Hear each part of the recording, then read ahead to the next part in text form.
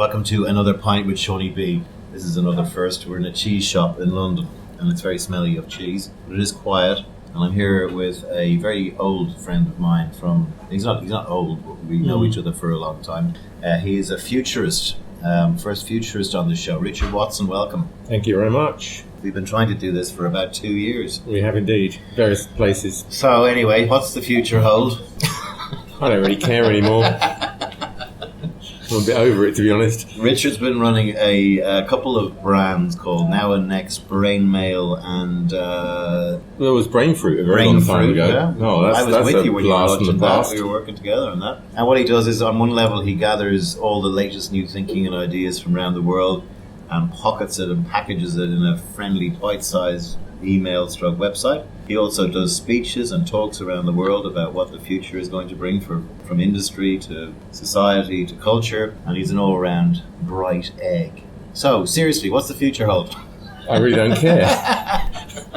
I'm trying to disengage from it, to be perfectly honest. Are you positive about the future? It's something I ask quite a few of my... some days yes, some days no. I'm generally pretty positive at the moment. I had a phase where I was just very pessimistic. It was that sort of early days of Trump, and I was expecting the worst. But you and most of the world. And he seems to have, I don't know whether he's sort of got a little saner or I've just got used to him, or combination of the two, but I'm a little bit more relaxed. I've also sort of taken a give people who are still petrified about the whole Trump thing some reason to be more relaxed. What sort of cheered me up a bit, this is a slightly weird one, what cheered me up a bit was, it's not the end of the world, and if it is, there's nothing you or I can do about it, so you might as well relax.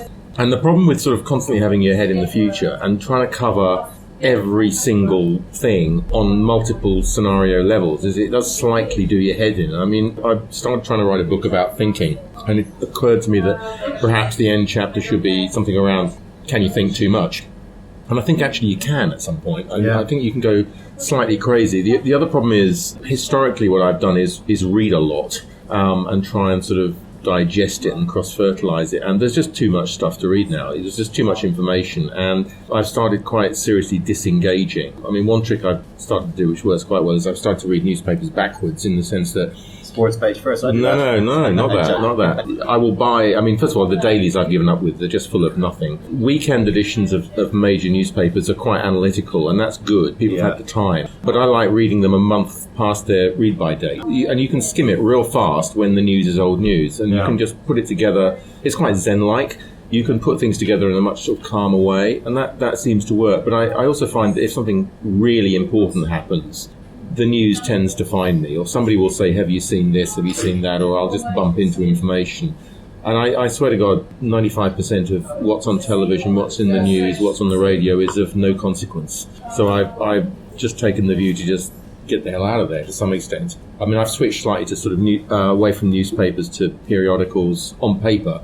I find reading things on paper makes me calmer. Books up to a point if you can find the time. Magazines. So my reading list has shrunk fantastically over about the last sort of 6-9 months. Yeah, I'm the same. I'm finding it really hard to read books. I don't know why, because I've got lots more time on my hands. The idea that we would give up following the news, some people swear by this. In fact, a lot of people who, since Trump, have actually employed this. They don't read the news or follow it as little of it as they can, on probably the basis of what you just said. That everything is kind of binary, and the idea that we're all going to hell in a handbasket. No, I disagree with that. It's not binary at all. That's the sort of classic mistake, I think. We think that every car is going to be self-driving, and actually I don't think that's going to happen. We're going to get these sort of blurry, sort of grey areas where there's a bit of this and a bit of that. The new technology takes off, but the old stuff refuses to go away. Look at music, look at books. You've got both side by side to some extent, when people were predicting the extinction of one because of the other. The other problem with the future at the moment is, first of all, the future is literally now. I'll dream something up, and, within a second I'll go online and find out that that's already happened. I've written books where you come up with some fairly extreme ideas about something, and then the whole world starts talking about it before you've even finished the book, so you have to take it out of the book. The terrorists hijacking self-driving vehicles was the example there, but I then moved on to people bringing down airplanes with smartphones, and then that started getting talked about way before me finishing the book.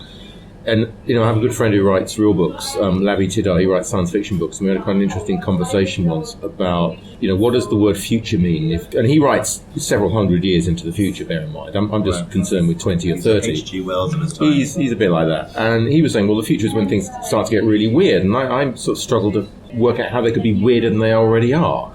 I mean, one of the things about writing books about the future or talking about it is you need to be fairly provocative. You've got to come up with some ideas that most people disagree with or have never thought of, and that's becoming increasingly difficult these days. I mean, Trump is the president of the United States. It's a bit like living in an episode of South Park. Yeah. So it's incredibly hard to come up with provocative thinking when there's all this provocation around us every day. We're also, over the last couple of months, getting murmurs about the fact that he's going to get 4 more years. What's your prediction on that? I think it's distinctly possible. I mean, I did a trend map once of a couple of years ago, and at the bottom was a bunch of global risks, and it took about 2 years to do this map, and at one point one of the global risks was decline of human intelligence, and underneath was Trump really is president, and before I finished the map he was, so I had to take that off. And actually Trump's getting a second term is distinctly possible. At the time I was thinking, maybe he's not that bad. We were all sort of apoplectic, if that's the right word, had a glass of rosé, about Reagan not so long ago. So, maybe he turns out okay. That's a surprise scenario. You never know. I think it's unlikely, but I think he's a complete lunatic. But I think it is, in fact, it might be even better than Evans, that he gets a second term. That is a distinct possibility. Yeah, I think the things that are being mooted is, first of all, there's no obvious person emerging to take him on, and that person should be coming out of the woodwork around about now, which is close to 2 years coming up. I mean, there is no alternative, in the words of Margaret Thatcher. He is the personification of a need, and you can take Trump away, and then something else will pop up. And it's similar to some extent to Brexit. I mean, this is an aging demographic that feels increasingly disenfranchised and uncomfortable, and it's their sort of reaction to it. So, you take him away, you get another version of him to some extent. Also, the fact that the jobs are falling, which people did not predict unemployment would fall as quickly as it has in the US.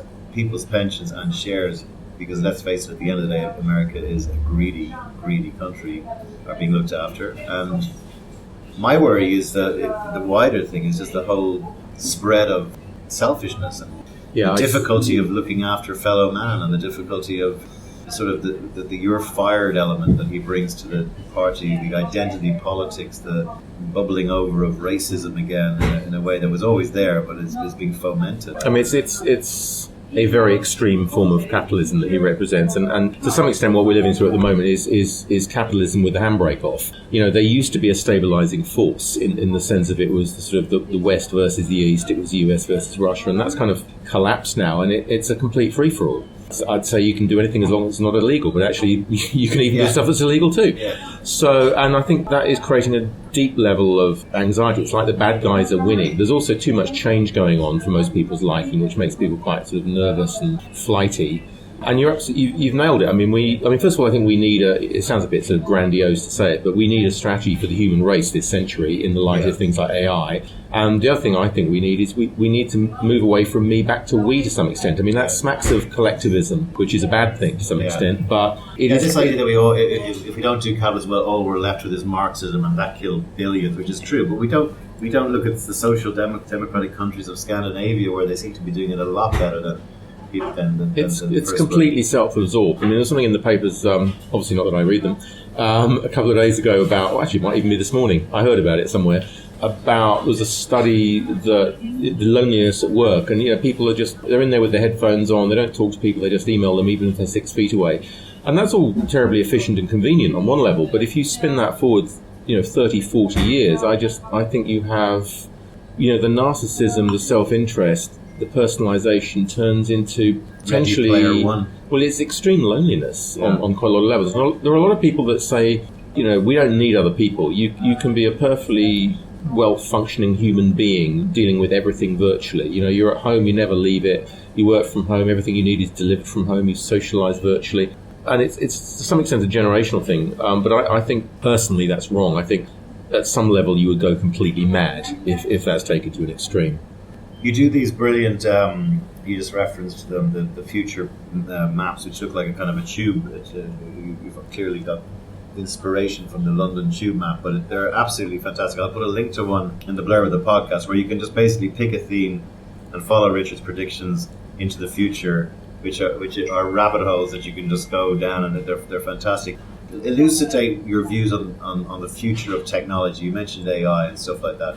People are terrified of the singularity and the robotic overlord. Well, I'm pretty relaxed about that stuff. I've always thought that's a bit unlikely. I went to a really brilliant conference recently on AI and sci-fi with a bunch of really serious academics, and I mean the robot thing is nonsense. We can completely disconnect and relax about that threat. It is not coming. There are some very clever robots designed to do very specific things, but this sort of idea of the sort of general marauding, transformery, Independence Day typey dystopia, I just don't think it's coming. On the basis that we can always just switch them off? On the basis that it's very difficult to create I mean, we've not really progressed in 100 years on robots that can walk around and be generally useful. What we've got really good at is creating robots that can do one thing unbelievably well. Yeah. Now, the only exception to that, as far as I can see, is autonomous weapons that just do their own thing. They are a real threat. But I don't think the threat is robotic. I mean, there is a threat from robotics, but the bigger threat is sort of unseen automation. It's algorithms that are sort of taking the humanity out of the human race. That's the real threat. In terms of general AI, similar. I mean, I don't foresee general artificial intelligence emerging anytime soon, although there are plenty of people saying it's imminent. I think very smart and narrow AI, absolutely. It's been with us for a while, actually. And even if we do get AGI, artificial general intelligence, the idea that it suddenly wakes up and becomes conscious is ludicrous to my mind. It's just, we can barely describe what human consciousness is, let alone replicate it.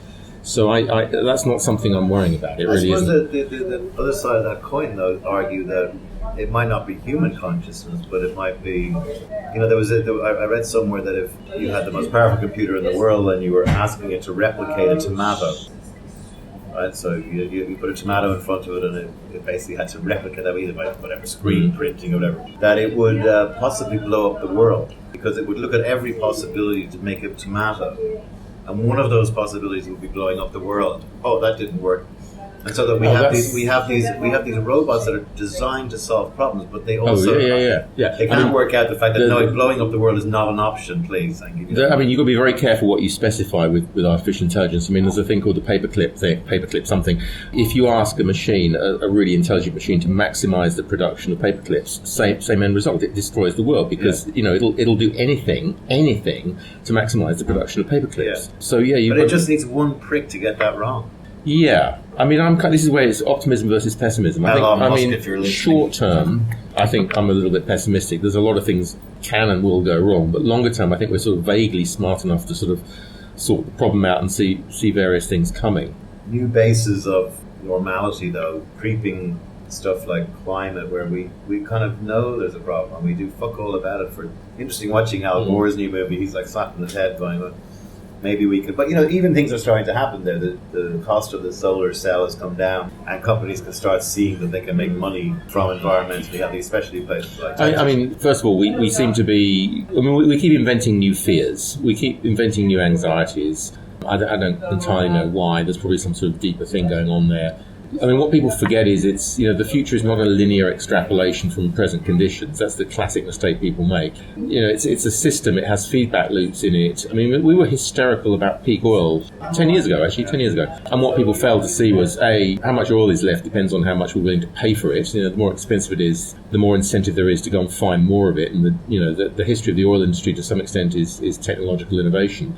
There's an assumption in there, and all predictions contain assumptions that we'll need oil in the future. Maybe we won't. And then there's a sort of feedback loop in play. If oil gets really expensive or undesirable, there is a huge economic, societal incentive to go and find something else.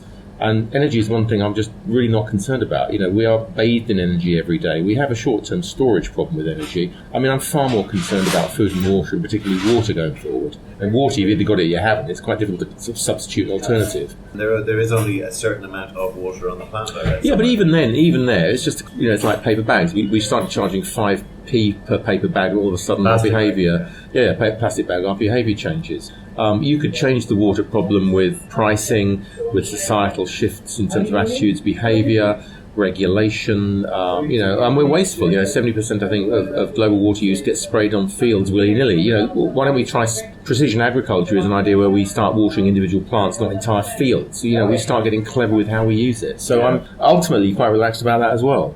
Things that Trump is making America great again, and you hear a lot, is the march of technology is out of control, and people yearning for the good old days.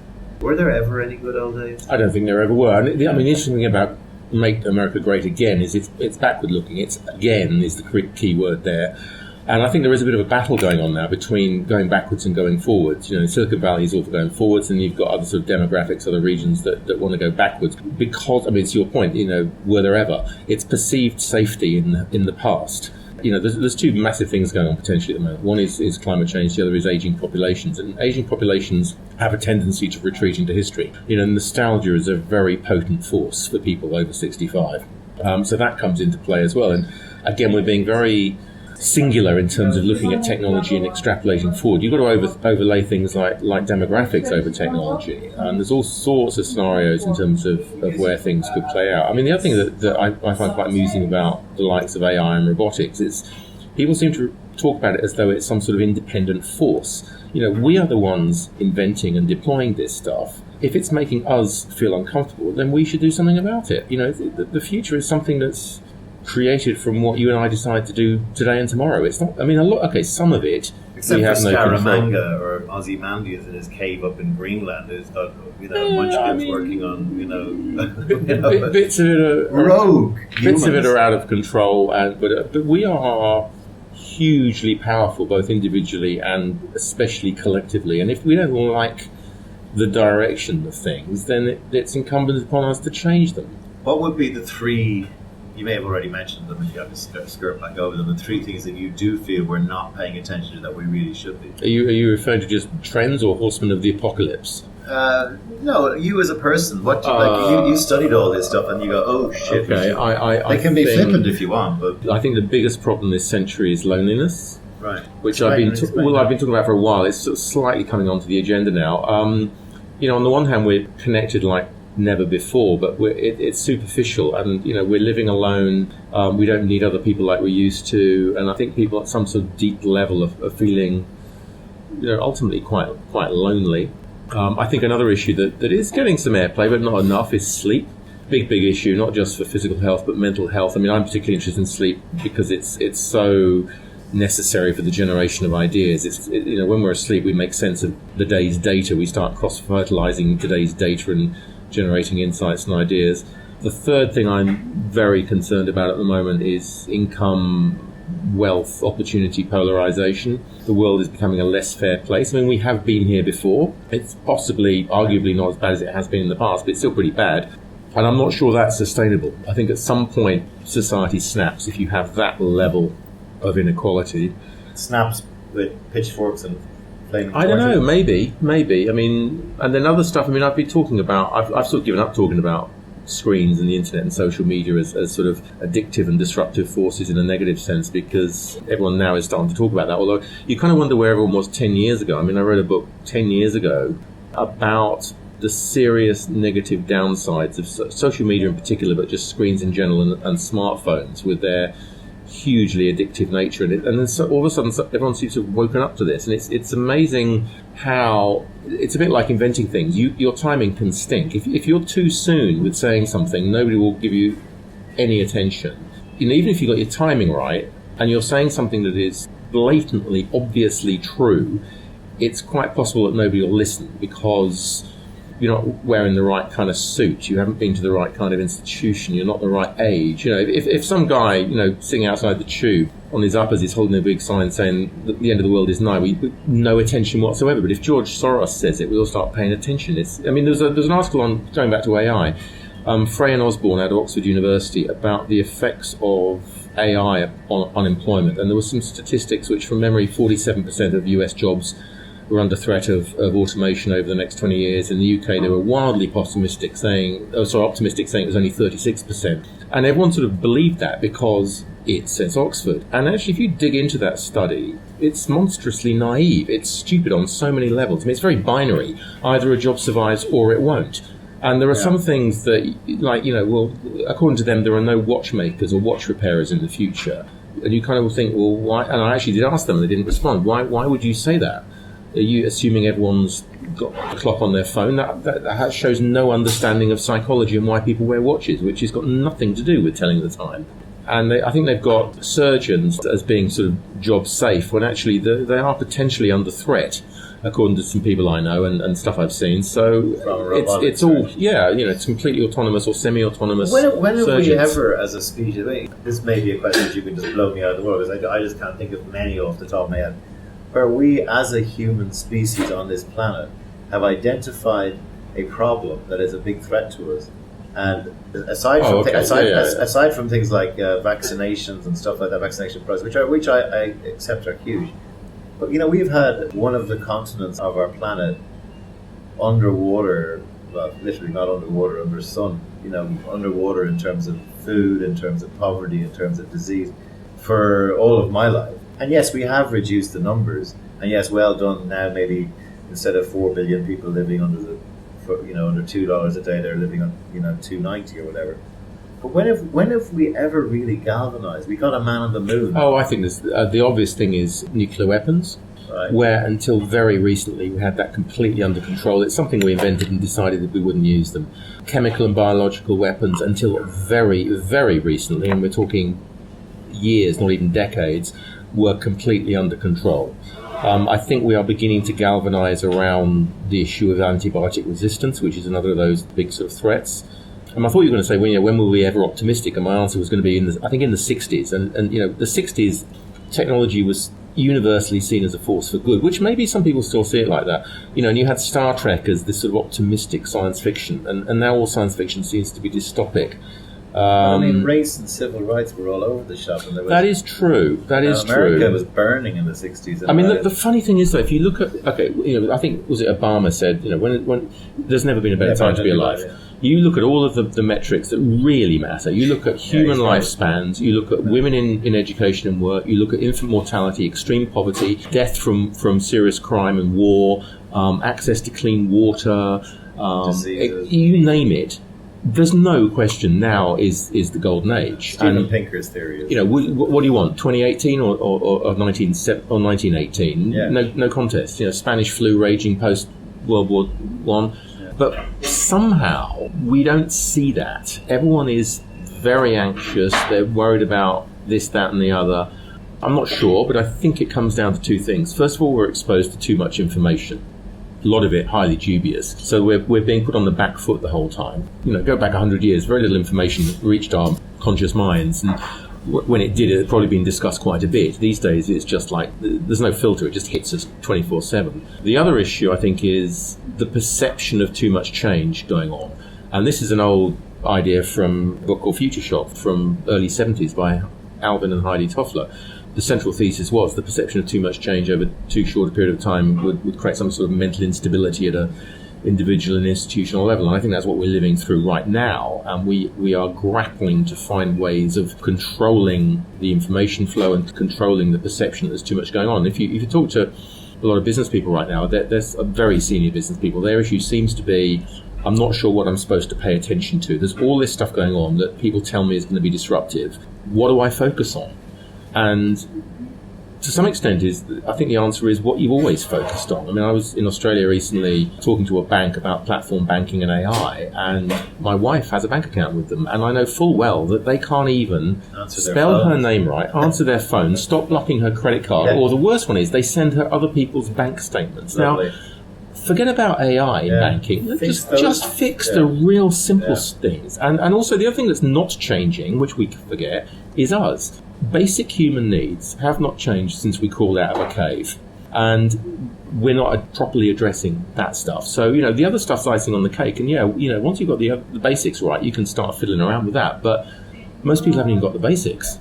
What about from a more light-hearted approach? Quite a lot of your work that you send out, you also balance it with some funny or interesting, ironic visions of the future. What are some of the sort of... I think the first thing is you can't take this stuff too seriously, because anyone...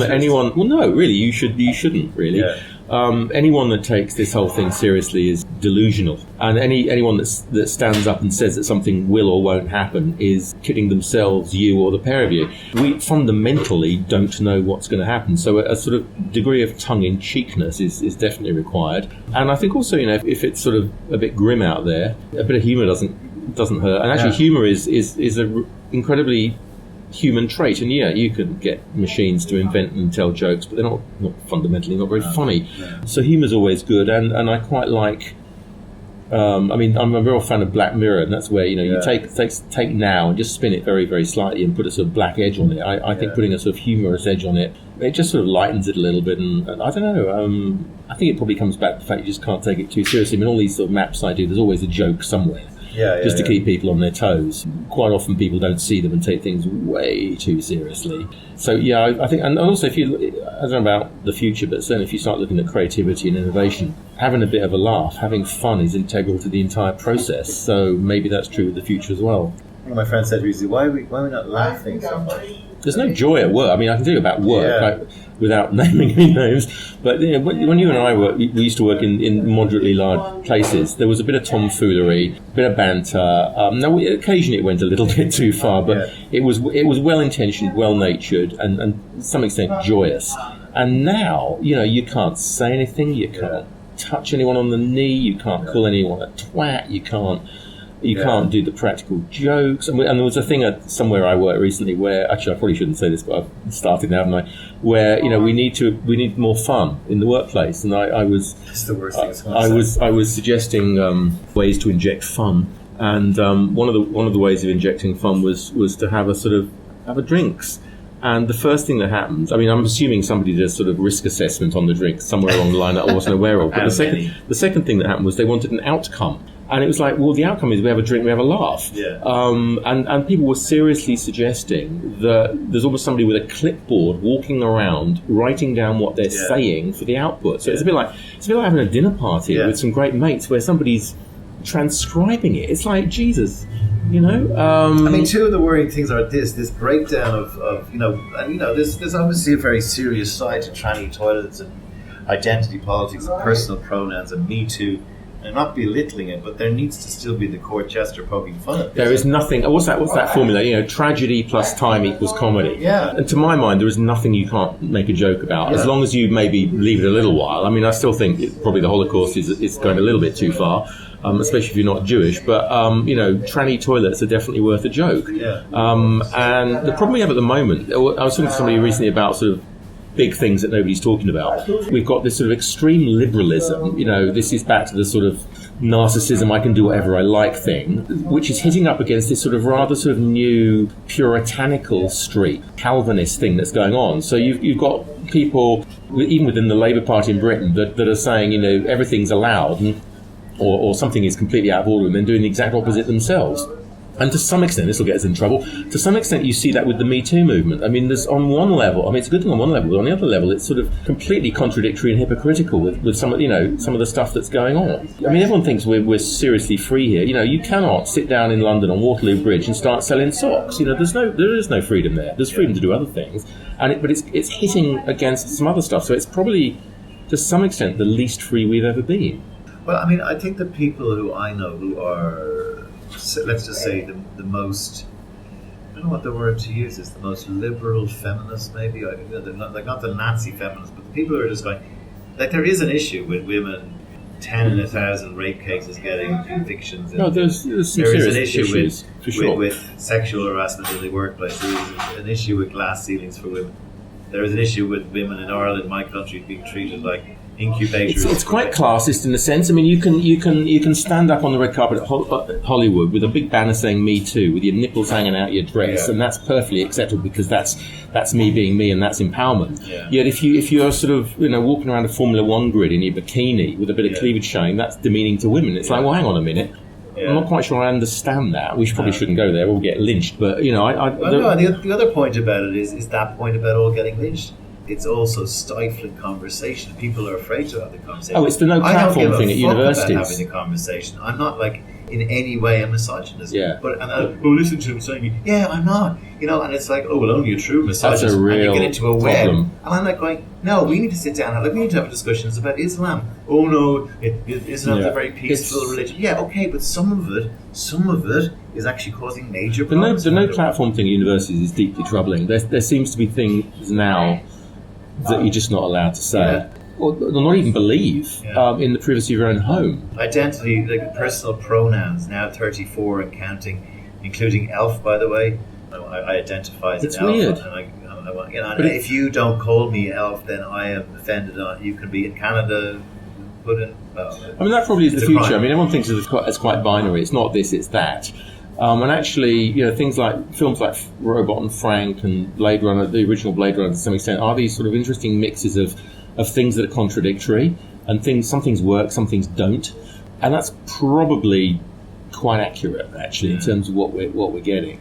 You mentioned loneliness earlier. What about happiness? Is happiness just bullshit? I think it's largely bullshit. I mean, you never hear about it anymore, which is quite interesting. Yeah, it's like one of those. It was like lactose intolerance. Yeah, it's that's another subject. All these things we're allergic to, whatever. But they go away, and then another one comes along. Exactly. Happiness. It doesn't make any sense to some extent. You cannot be... It's being sold like a sort of can of beans on a supermarket shelf, as though you can just do the right thing or series of things and be happy permanently. Happiness is not a permanent state. Happiness only makes sense in the context of sadness, to my mind. Yeah. The yin and yang on that one. Yeah. But the idea you can go on a sort of course and be happy is just a load of bollocks. There's something in it, and I actually preferred I prefer joy and joyous to happy and happiness. Yeah. But that's not, I shouldn't demean it too much, because I think a lot of people out there are not happy at all, ever. Yeah. And it's not a bad aspiration, but it's a slightly naive, idealistic, simplistic one. It's so vague, and it's not a panacea to depression, and it's not the answer to bipolarity and all this kind of mental illness that's out there. The idea that we would take away sadness from the world, but if we lost sadness, we wouldn't be able to be. I think it's a asymmetry. Oh, by the way, just in terms of those sort of three horsemen or whatever, the mental illness is. I think we are possibly on the verge of a mental illness epidemic, particularly with younger generations, due to the sort of anxiety and pressures built up in the system. That's another one to sort of add. I mean, it was a little while ago in HR circles, you heard a lot about sort of purpose and meaning. Again, it was bandied around a bit like happiness, which I'm not happy about, but there is something in purpose. You could say, they talked in New York recently, and this French woman said, Mr. Watson, what about love? When I missed the comeback on that should have been, you mean generally or between us? But careful. Love, even love, which I think, Lennon and McCartney weren't far wrong on that, but if you have purpose, love is a byproduct. I think that the key thing we need to find as a species, particularly in the light of all of these disruptive technologies, is some kind of purpose, and probably purpose has something to do with thinking of yourself less and others more. Helping other people gives you a purpose to a very large extent. I was talking to you about this kindness idea, which I've been living off. I filled the God-shaped hole in my heart a few years ago with putting the word kindness in, and I am a bit cheeky, and I do take the piss out of people, and I sometimes offend, because one of my ex-bosses said to me, I only open my mouth to change feet. But I have been living on this thing of having kindness at the centre. Was I as kind as I could have been today? Will I be as kind as I could be tomorrow? And it's very simple, and it's very powerful, because it actually includes do unto others. It also allows you to decide, when you're being unkind. If you're saying the wrong thing to the wrong people at the wrong time or the wrong person. Yeah. You don't always get that right. Kindness could quite literally change the world. I once on one of my maps I had cascades of rage, which means that if somebody doesn't let you into traffic or gives you the finger in the, and you then sort of pass on that rage to somebody else, and it cascades throughout the entire city, that day. And actually just letting somebody in when they're trying to get into traffic, or just giving, and a lot of it's to do with common decency. You stand on the tube, and it's just amazing how many people don't stand up for some 85-year-old. If they're on crutches, they'll probably get a seat, but if they're just straight 85, they probably won't. Again, it's back to that thing of thinking of others, and we should be thinking of others more because we're more connected to others, but actually it's doing the absolute opposite. The connectivity is putting the focus more on us and our needs, and you see people on public transport, and they've got the headphones on, they're staring at the screens, they're not even aware there's other people in the carriage. And I think if we all started being really quite kind to each other, I think you're allowed to be nasty as well. And I think if somebody crosses a line, I wouldn't be kind to them, but I think you could get a very, very long way. And it's probably ridiculously naive in the context of what's going on in the world, but... do you think there will be a World War III coming soon to a cinema? I'm quite slightly surprised there hasn't been one already. I mean, I grew up with the whole duck and cover under the table in primary school. That really helped. I think total war is a possibility. I don't think it's very probable. I'd hope we were sensible enough to avoid it. Although one of my favourite films of all time is Dr. Strangelove, and there's a couple of characters from Dr. Strangelove in Offices of Power at the moment. In fact, probably more than two. Raising their heads. I'm more worried about things like biological terrorism, pandemics, collapse of antibiotic efficacy, all that kind of stuff. But it's a possibility. How does one become a futurist? Well, in my case, you just get asked to write a book about the future, and it sort of comes with the territory. There are courses where you can do future studies, horizon scanning, which is another way of calling it the same thing. Generally, you just stand up and call yourself one, and it works perfectly fine. It helps enormously to write books, and you've got to sort of say things. And the great trick, in a general sense, if you want to be a tabloid-friendly futurist, is you make all these ridiculous pronouncements, but you don't attach any detail or timing to them, and you just sort of sit back and wait, essentially. And if after sort of 10 or 20 years nothing's happened, you just kind of like do it again in a different country. London to be covered in marmalade, 2028. But the funny thing, I mean, I was on that when I saw you in Dublin, and I was flying back on Aer Lingus, and I had about an hour, and I was trying to, it was caused by what you said, which is, you must be in a great position having done this for after 14 years. And I thought, am I? What have I learnt? And I've learnt that most people are wrong about an awful lot of things given enough time. My batting average is actually not bad. Even when I'm right, probably nobody will listen. But the only thing of any significance or worth I've learned, I think, is that most of the time I'm not talking about the future. I mean, it's a bit like science fiction. Science fiction has nothing to do with the future.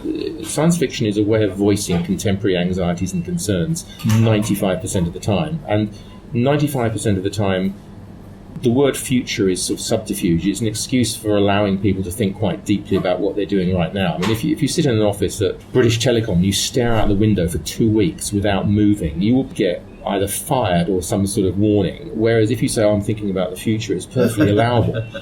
Yes, he's thinking about the future, leave him alone. So it's a great excuse to help people to think. And ultimately, I think that's probably what I'm for. That's what I do, is I'm there to try and facilitate some kind of deep, rigorous, sustained, reflective thinking about what people are up to and where they might be going. And what do you think the future of futurism is? I think it's over. I mean, I think like a lot of things, it's cycles and it's fashion. And I think it's coming to the end of a cycle. There's too many people doing it. It's becoming incredibly difficult to do because of the speed of change and volatility. People are getting a bit fed up with it on all kinds of levels. So I'm not quite sure what's next. I mean, you might get historians being back in vogue rather amusingly, or maybe it just sort of shifts back to kind of innovation or something. I think it's a bit like innovation. I think it's an overused term. It's used quite badly in some instances. So I've got a feeling my sort of futurist prediction on futurists is that it's coming to an end of a period, and it should probably lay low for sort of a decade or two, and then it'll probably make a magnificent comeback. Well, we might get you to make a magnificent comeback and a pint with Seaniebee in the future to discuss what we discussed. So Thank you very much, Richard Watson, for being on a pint with Seaniebee. There's plenty of links to Richard, his books, etc. in the blurb. Go buy them. And I thank you for joining us. We're going to try and see if we can reincarnate the Monty Python cheese shop sketch. Goodbye, everyone. See you, Richard.